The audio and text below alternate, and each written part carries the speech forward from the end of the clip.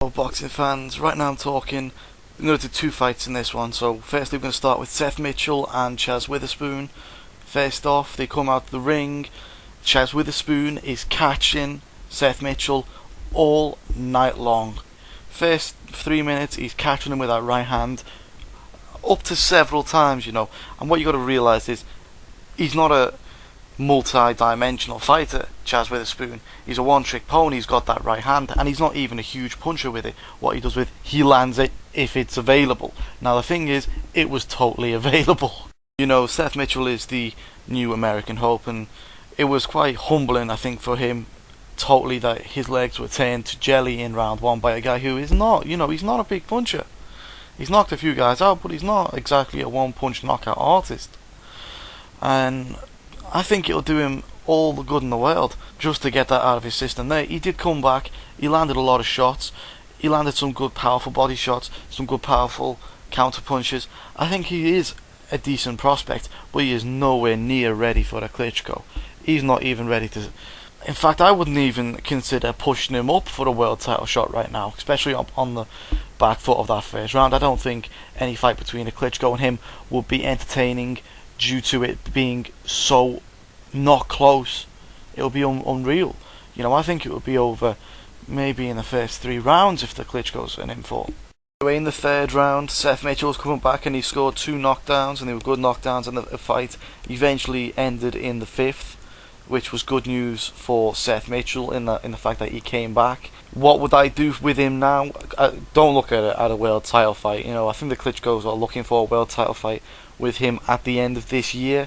I definitely wouldn't take that fight on the back of this. Realistically, I would have 2 fights more, and I'll tell you who I'd fight. You see, he needs his determination and his heart tested even more, and I would put him in with someone like Derek Chisora would be my pick. Actually, I'd put him in with Derek Chisora, because Derek's going to take any fight he wants, and pretty much this will be a good fight for him. Seth Mitchell's never had the guy who's going to keep coming at him, keep coming, and it would make an explosive fight, and it would really test what he's got in his game plan. Someone who's going to keep coming at him, because you've got to know the Klitschko's going to keep throwing that jab out. Maybe Derek Chisora isn't, but it's going to test his actual ability in order to suck up a load of punches and also be on the back foot at times in a fight. I want to see how he reacts to that, because when you do a sport and he's like a former American football player, yeah, and I think he's a linebacker. I don't know what that is, because I'm not into that. When you're into one of these sports and all they have is a forward movement, this guy's going to be good on the front foot in a boxing match. But when he's not actually designed to go on the back foot, you want to see how he can adjust to it. And that's my thought on this one. I want to see how he would adjust to, at some point, being on the back foot against Derek Chisora, fighting on the inside as well. We'll have to see. And the other guy they're talking about is Michael Grant. I think that's a good idea. I mean, he's not going to get anyone like David Price or Tyson Fury or Robert Helenius, mostly because of, well, one, the risk and reward isn't worth it for either boxer, and basically I wouldn't really like his chances, especially with Price.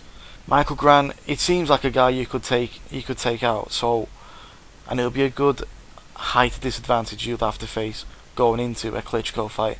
That's something that people should probably take note of. And then, yeah, I'm going to move on to the next fight now. Moving the job on to the main event of the night, and that was Bad Chad Dawson versus Bernard Hopkins.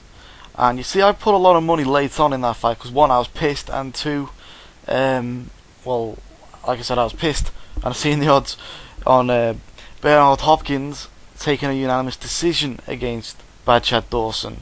And this was just before the fight. I thought, right, let's do it just in case. Every time I've bet on Bernard Hopkins, I've pretty much lost the bet. So I thought, why not back him instead of going against him for once, So I think I've got to apologise, because I bet on him. I think that's why he lost. No, all jokes aside, I've never seen any Bernard Hopkins like that before. You see, he didn't look like he was expecting to win that fight. Beforehand, he didn't do a lot of interviews, a lot of talk, and it was unlike him, and I thought there's 2 reasons why. One reason, he's afraid, and he doesn't want to hype it up just to lose anyway. And the second reason was he was out in the Himalayas doing a load of training, living like a nun and all that. Turns out that second one was a bit wrong. It looks like it was the first one. You know, I've never seen him like that. He couldn't control it. Someone beforehand actually said to me, most boxing matches, statistics don't matter, right? And to a point that is true, but in this one, it was totally the opposite. You know, statistics did matter in this one. It was the guy with the larger output, the guy with the jab. It was the more busier, the guy with the movement, the younger fella. He was just always on top. Bernard Hopkins did never look like he was in the fight. You know, someone had it a draw in that fight. That was never a draw in that fight. Even though it would have done me better if he got 1 point, if it was a split decision in favour of Bernard Hopkins, it would have helped me out, you know, in the money fund. But no, it was never going to be like that. You know, I don't know what he was watching. Realistically, is this it for Bernard Hopkins? Yeah, I think it is. He still says he wants to go up to heavyweight. I wouldn't do it. What's the point? What's the point? Just retire. You're too old now. It's over. The dream is over now. But Bad Dawson, this is where it gets interesting. They said to him, "Where do you want to go from here?" He went, "I want Andre Ward." On Twitter, Andre Ward went, "Yeah, well, let's have it. I'll do it. Let's do it." But then again, Andre Ward also on Twitter said, "Let's do it, Lucien Boutet. Let's do it." And you know, apparently Lucien Boutet's not good enough for Andre Ward. So how is Bad Dawson good enough for Andre Ward? I don't know. They said they'll do it at a catch weight. I don't think that's worth it. You know, if Andre wants it, Andre should move up. That's what I think. Forget these catch weights. Move up. You know, Badshot's not gonna make super middleweight. Move up, or don't do the fight. That's all I can say. So tell me what you think about both of these fights, and don't forget to visit us on the Facebook page and at the Twitter account, please. Yay!